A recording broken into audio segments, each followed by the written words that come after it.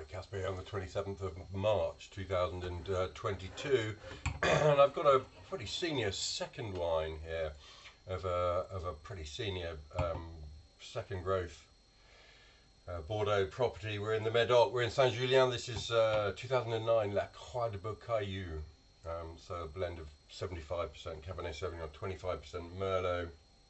As I'm sure you all know, 2009 was a year that was taken up heavily on primeur time by consumers, and it was an exaggerated vintage. You know, it was a hot vintage that produced super ripe wines that tended to be high in alcohol, very high in tannin,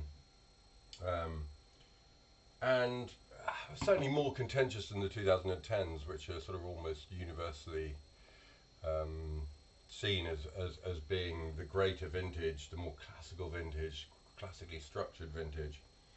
So what do we got? We got a wine that's virtually opaque. I mean, I can just see through it, and it still looks pretty young. I mean, there's a little bit of garnet at the rim, but it's a really red thing in the glass. So I opened this. I took the cork out maybe 2.5 hours ago, and I decanted it about 3/4 of an hour ago, I would say.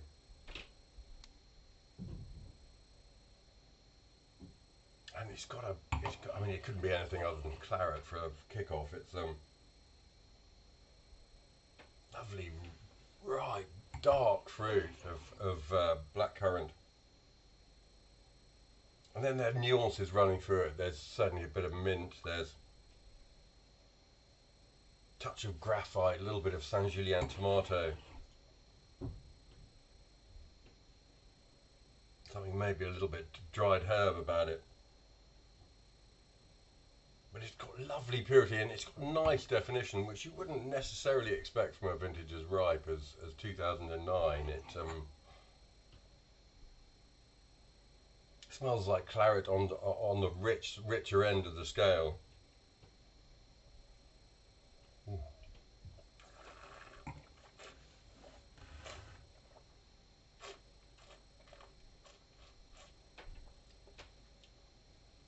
That's cool and collected. It's spicy. It's got some quite serious, spicy, almost sort of chili infused tannins in there, which bite in the mid palate and push through to the finish.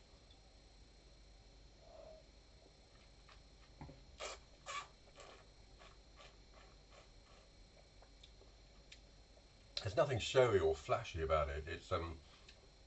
It's got, you know, it's reasonably fresh, and it's reasonably cool, and it has a graphite character, and nice length to it as well. It's a very nice thing. I mean, it's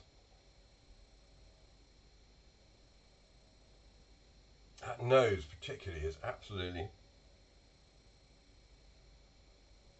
delicious smelling. That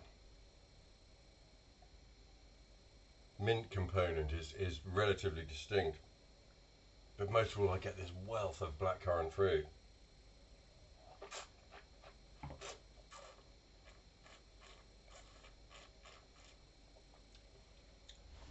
It's not particularly softened with decanting, I must say. I'll give it another hour in the decanter before we sit down to eat, and hopefully it'll soften a bit by then.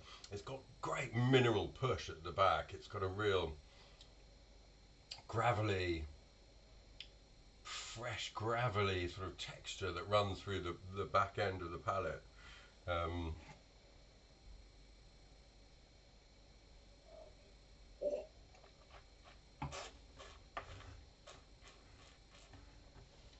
I think from the off, there's been a degree of debate about how long these 09s will last. They were extravagantly open and sexy from the get-go.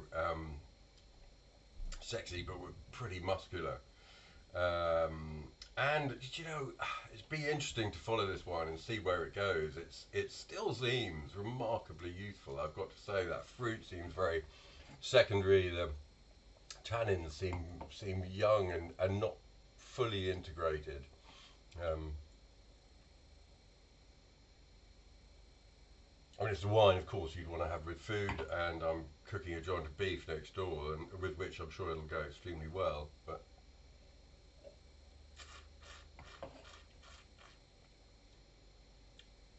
it just seems a little bit uptight at the moment, not quite resolved, not totally happy in its own skin. That edginess to the tannins and that minerality at the back that give it a fractionally disjointed sort of character. It's delicious, and as I say, I'm sure it'll go very well with the beef.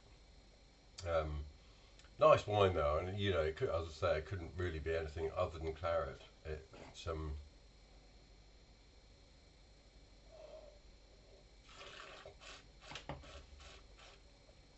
just 13.5% on the label, which, you know, compared to the clarets of more recent times, is relatively modest. I mean, these days you get wines of over 15% and more being bottled. Really a reflection of climate change. That graphite thing comes back right on the finish, and it's long, and it's nicely vibrant, nicely pure.